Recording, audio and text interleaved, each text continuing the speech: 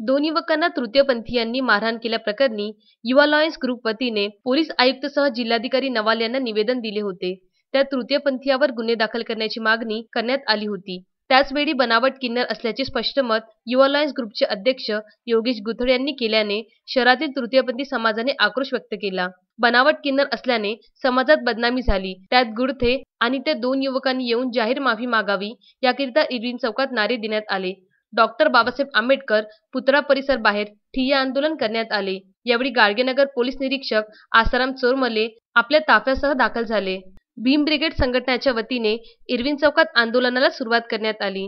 गुडथे यांनी माफी मागावी आणि प्रकरण संपवावे याकरिता भीम ब्रिगेडचे अध्यक्ष राजेश वानखडे आणि गुंजन गोडे यांनी प्रयत्नही केले. मात्र 2 तास उलटल्यावरही योगेश गुडथे आणि ते दोन युवक न आल्याने अचानक सर्व तृतीयपंथी रस्त्यावर निघाले.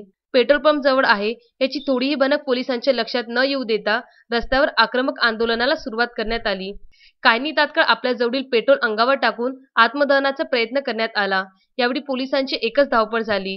आत्मदहन करणार म्हणून पोलिसांनी आधीच तैनात केलेले अग्निशमन वाहक पुन्हा सज्ज झाले. पेट्रोलने आग पेटणार तोच अग्निशमन वाहनातून पाणी सोडण्यात आले. तेच आक्रमक होऊन काही तृतीयपंथी कर्मचारीच्या अंगावर धावून आले. तेव्हा घाबरून अग्निशमक वाहनातून पाणी सोडणे बंद करण्यात आले.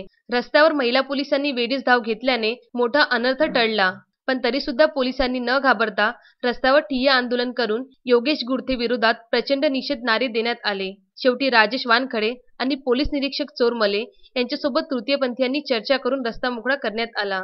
योगेश गुडथे माफी मागायला गाडगेनगर येणार अशी माहिती मिळाल्याने काही तृतीयपंथी यांना घेऊन पोलीस रवाना झाले. त्या ठिकाणी बनावटी किन्नर असे अपशब्द वापरल्याने योगेश गुडथे यांनी पोलीस समक्ष सर्वांची माफी मागण्यात आली.